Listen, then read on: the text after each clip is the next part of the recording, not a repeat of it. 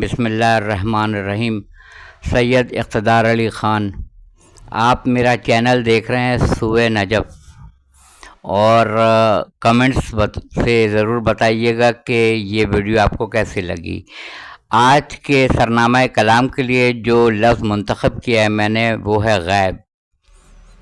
غیب، اور پارہ الف لام میم، 30 پاروں کا پہلا پارہ الف لام میم، جس کے الٹے ہاتھ پہ اوپر لکھا ہوتا ہے دوسرا سورہ بقرہ۔ اس کی شروع کی آیتوں میں ہی غیب کا تذکرہ ہے۔ ان کی تعریف کی گئی ہے ان متقیوں کے لیے جو غیب پہ ایمان لاتے ہیں۔ یہاں سوال یہ ہے کہ متقی ہو چکے ہیں، یعنی متقی اور مومن میں بہت فرق ہے۔ مومن ضروری نہیں ہے کہ متقی ہو، مگر متقی ضرور مومن بھی ہوگا، اور اتقوا اللہ کے بعد سے وہ متقی بن جائے گا۔ جب متقی بن جائے گا تو پھر یہ کہنا کہ متقیوں کے لیے یہ کتاب ہدایت ہے کیا معنی رکھتی ہے؟ اس کا مطلب یہ ہوا کہ قرآن مجید جو کچھ کہنا چاہ رہا ہے وہ متقی سمجھ رہے ہیں کہ اللہ تعالیٰ کن باتوں کی طرف اشارہ کر رہا ہے۔ مومن ہو سکتا ہے کہ ان کو بہت سی آیتیں سمجھ میں نہ آئیں، مگر متقی جب لو لگاتا ہے اللہ تعالیٰ کی طرف تو اللہ تعالیٰ کی طرف سے اس کے دل میں بات القاء کر دی جاتی ہے، اور جو اللہ کہنا چاہتا ہے متقی وہ بات سمجھ لیتے ہیں کہ اللہ کیا کہنا چاہ رہا ہے۔ تو یہ کتاب ہے متقیوں کے لیے ہدایت ہے، متقیوں کے لیے، مومنین کے لیے تو ہے مگر متقیوں کے لیے یہ ہدایت ہے۔ الف لام میم پارے میں یہ بات کہی گئی ہے، اور غیب پہ ساری تفصیلاً گفتگو کی گئی ہے۔ جو غیب پہ ایمان لاتے ہیں، جو نماز کا قیام کرتے ہیں، جو دیے ہوئے رزق میں سے خرچ کرتے ہیں، اور جو اللہ پہ توکل کرتے ہیں، یعنی کتابیں نازل ہوتے ہوئے نہیں دیکھی مگر اس پر یقین ہے، پیغمبروں کو نہیں دیکھ رہے ہیں مگر اس پر یقین ہے، جنت جہنم کو نہیں دیکھا مگر اس پہ یقین ہے، خدا بندے علی اعلیٰ کو نہیں دیکھا مگر اس پہ یقین ہے، آپ کے دونوں کندھوں کے اوپر جو کرامن کاتبین جو اچھائی لکھ رہے ہیں جو برائی لکھ رہے ہیں ان کو نہیں دیکھا مگر ان پہ یقین کر رہے ہیں۔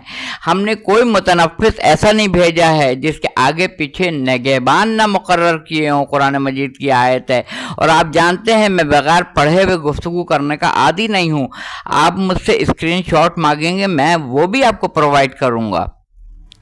تو ہم نے نہ آگے والے نگہبان کو دیکھا ہے، نہ پیچھے والے نگہبان کو دیکھا ہے، نہ ہم نے سیدھے ہاتھ پہ بیٹھنے والے فرشتے کو دیکھا ہے، نہ الٹے ہاتھ پہ بیٹھنے والے فرشتے کو دیکھا ہے۔ یہ ہمارے لیے غیب ہیں مگر ہم ایمان رکھتے ہیں۔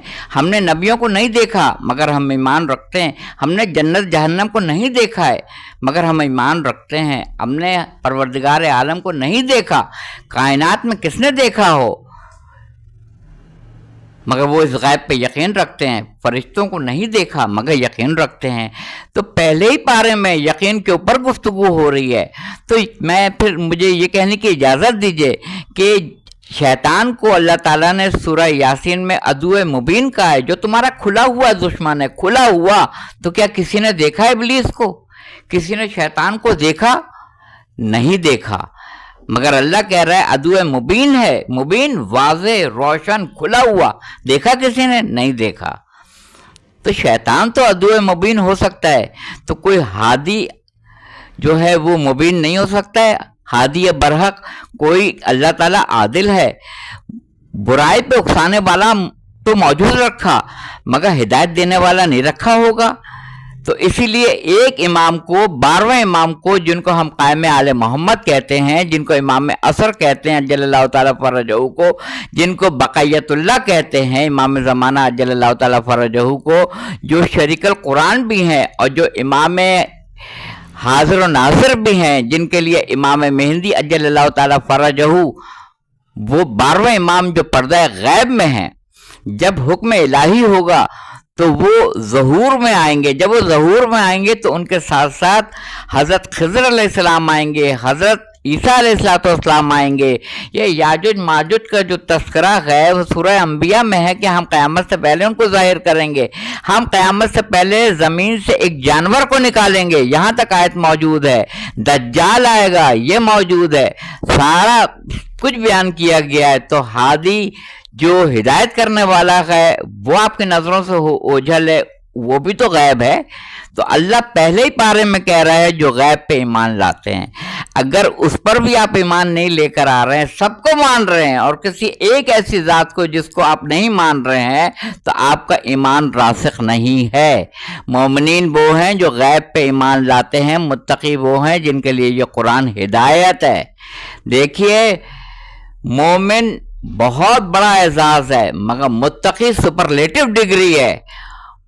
متقی اس سے اعلیٰ و ارفع ہیں متقی، اور یہ جنت ہم نے بنائی ہے متقیوں کے لیے، یہ جنت ہم نے بنائی ہے متقیوں کے لیے۔ اس پہ آپ غور کیجئے گا کہ ہر چیز ہمارے لیے غائب ہے۔